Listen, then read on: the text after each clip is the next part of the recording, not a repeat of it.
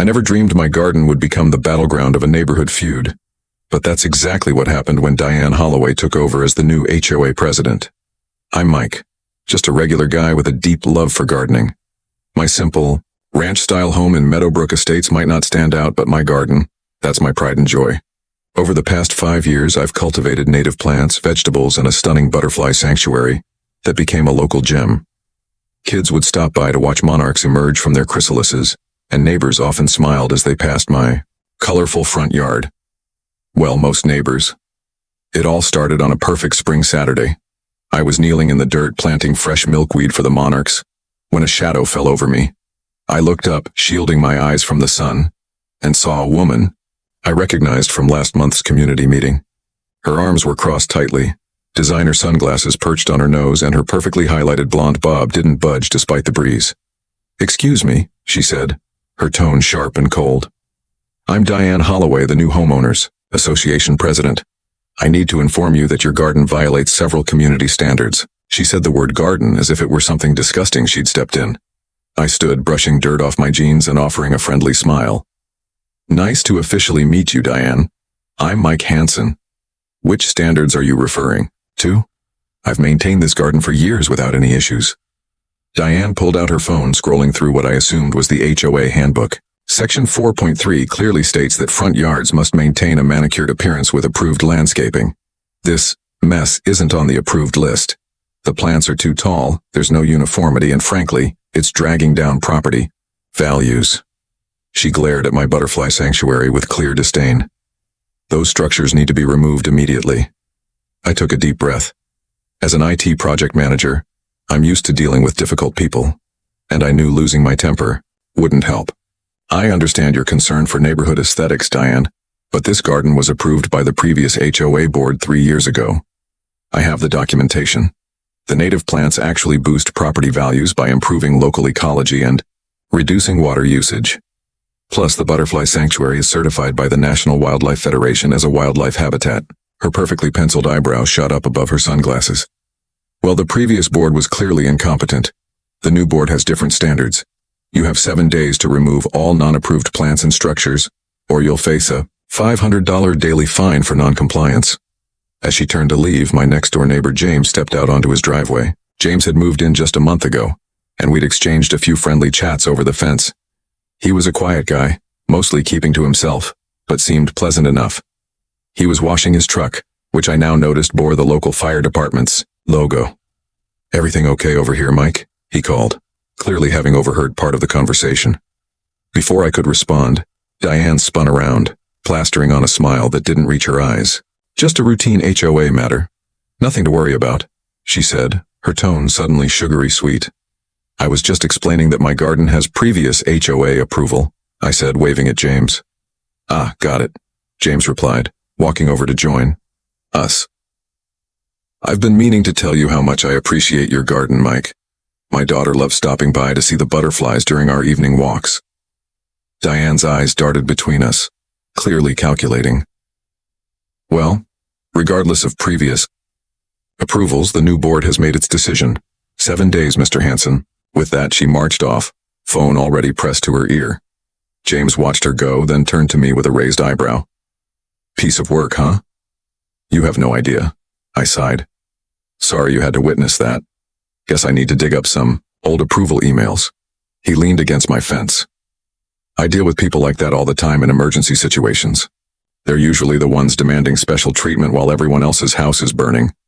He shook his head. "Don't let her push you around. That garden is something special." Little did I know, this was just the opening salvo in what would become the Great Garden War of Meadowbrook Estates. The following week, I received an official HOA violation notice in my mailbox, despite having forwarded Diane the previous board's approval. I appealed the decision and requested to present at the next HOA meeting. That's when things took a strange turn. I started noticing Diane driving by my house multiple times a day, slowing down to snap photos. Twice I caught her standing at the edge of my property with another board member, pointing and shaking her head dramatically.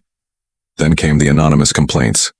Suddenly the HOA was flooded with reports about rodents in my garden. There were none dangerous insects attracted by the plants, only beneficial pollinators. and even accusations that I was growing marijuana among my vegetables. It was okra, for heaven's sake. Each complaint triggered an inspection, and each inspection brought Diane to my door with a clipboard and a smug grin, only for her to leave empty-handed when no violations were found. One evening, as I watered my plants, James came over with a cold beer. "Mail delivery," he said, handing me the bottle. "Thought you could use this. I saw the HOA patrol here again today." I accepted it gratefully. "Thanks. It's getting ridiculous. She's now claiming my butterfly houses are unauthorized structures and need building permits." I took a long swig. "How's your day been?" "Rough shift.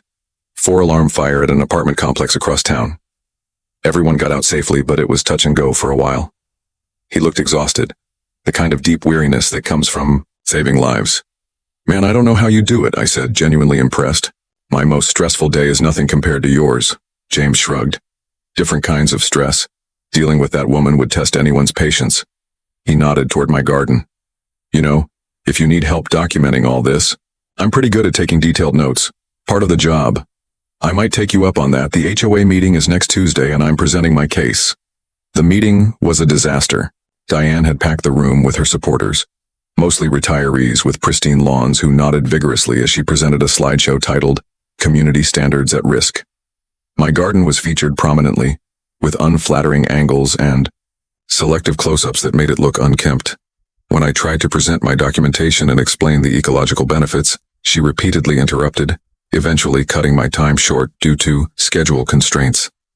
The board voted 4-1 to uphold the violation. I had 30 days to comply or face escalating fines. The lone dissenting vote came from Mrs. Abernathy, an elderly woman who later whispered to me, "I love your monarch butterflies, dear. Diane's just upset because your garden was featured in the local magazine instead of her koi pond." So that was it. Wounded pride and petty jealousy. The next few weeks grew increasingly tense. More violation notices arrived for increasingly trivial issues.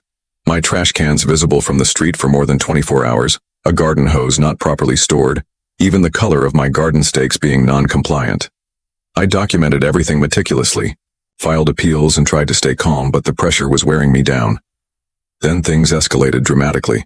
I returned home from a business trip to find that someone had sprayed herbicide on a section of my garden. Several native plants were withered and dying, including a rare milkweed variety I'd been nurturing for the monarchs. There was no proof it was Diane, but the targeted nature of the damage only affecting the tallest, most visible plants she had specifically complained about left little doubt in my mind.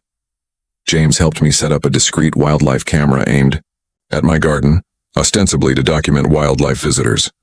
We told curious neighbors it was for security, but we didn't advertise its true purpose. 3 days later, the camera captured Diane entering my yard at 6:15 a.m., when most neighbors were still asleep. She was carrying a measuring tape and jotting notes, clearly documenting some new supposed violation while trespassing.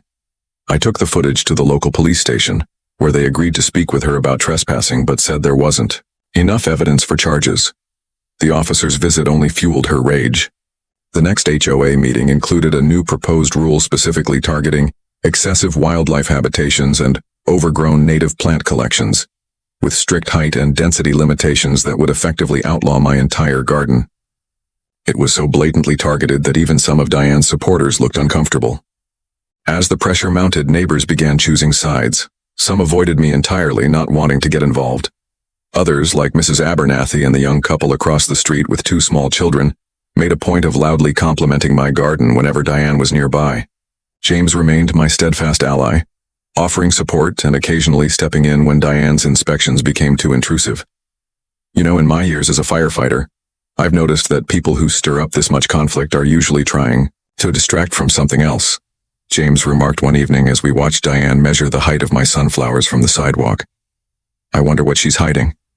His comments stuck with me, and I began paying closer attention to Diane herself rather than just defending against her attacks. That's when I noticed something intriguing. Her own backyard, visible only from certain angles due to the privacy fence, didn't seem to follow the same strict rules she enforced. From my upstairs window, I could see what looked like unapproved structures and non-standard landscaping. I mentioned this to James, who raised an eyebrow. "You don't say. That's interesting. Very interesting indeed." The situation came to a head on a sweltering July evening. I had been at a work dinner and returned home around 10 p.m. to find an unusual flickering light coming from my front yard. As I turned into my driveway, my blood ran cold. There was Diane, dressed in dark clothing, holding what appeared to be a garden torch to my tallest, driest plants. A small fire had already ignited in one section. I slammed on my brakes and leapt from the car, shouting, "What the hell are you doing?" Diane jumped, startled, and the torch fell from her hand onto the mulch, immediately sparking a larger blaze. Instead of stomping it out, she backed away, eyes wide with panic. "I was just checking for pests. These plants are a fire hazard," she stammered unconvincingly. "By setting them on fire?" I yelled, rushing to my garden hose. The flames were spreading rapidly in the dry summer heat, threatening to engulf my butterfly sanctuary. Before I could reach the spigot, another hose stream arced over my fence. James was there, in his firefighter pants and a t-shirt, expertly directing water at the base of the flames. Within moments, he had the fire under control, methodically extinguishing every ember while I stood in shock. "One has been called," he said calmly, not taking his eyes off his work. "I'd suggest nobody leave the scene." Diane was frozen, her face ashen. By now, porch lights were flickering on up and down the street, and neighbors were emerging to see the commotion. The young couple from across the street had their phones out, clearly recording everything. When the fire truck and police car arrived minutes later, James greeted his colleagues professionally, giving them a detailed account of what he had witnessed from his kitchen window. Diane deliberately setting fire to my garden and showing them the still hot garden torch. His testimony, as a professional firefighter, carried undeniable weight. "This was a deliberate act of arson," I heard him tell the officer. "If I hadn't been watching and responded immediately, it could have spread to the house in these dry conditions. We could have been looking at significant property damage or worse." Diane was handcuffed and placed in the police car, protesting the entire time that she was just addressing a community hazard and that the fire was an accident. Nobody bought it, especially when James's daughter mentioned she had seen the angry lady pour something on the plants earlier that day. The officers took my statement and collected evidence, including samples of what turned out to be accelerant on some of my plants. They explained that Diane would be charged with attempted arson, criminal trespass, and vandalism. I stood in my singed garden, struggling to process that someone would go to such lengths over landscaping preferences. As the police car drove away, with Diane in the back seat, neighbors gathered around, offering support and expressing shock. Mrs. Abernathy patted my arm. "I always knew that woman was trouble. Anyone who gets that worked up about other people's gardens clearly has issues." The aftermath was swift and far-reaching. Diane was released on bail the next morning but faced serious charges. Her reputation in the community was shattered, especially after the local news picked up the story. HOA president arrested for garden arson. She was forced to resign from the HOA board immediately, and I later heard she'd been placed on leave from her executive position at a local bank, pending the outcome of her case. But the most satisfying revelation came 2 days later, when the interim HOA president, Mr. Gonzalez, called an emergency board meeting. It turned out that Diane had been selectively enforcing rules, ignoring violations by friends while targeting those she disliked. More importantly, she had approved significant exceptions to HOA rules for her own property, including an unpermitted hot tub installation and a koi pond that violated watershed regulations. "The hypocrisy is astounding," Mr. Gonzalez declared at the meeting. "Moving forward, this board commits to fair and transparent enforcement of our community standards." The charges against Diane eventually resulted in a plea deal, probation, community service, and mandatory anger management classes. She was also ordered to pay for the restoration of my garden and other damages. The day after her sentencing, a for sale sign appeared in front of her house.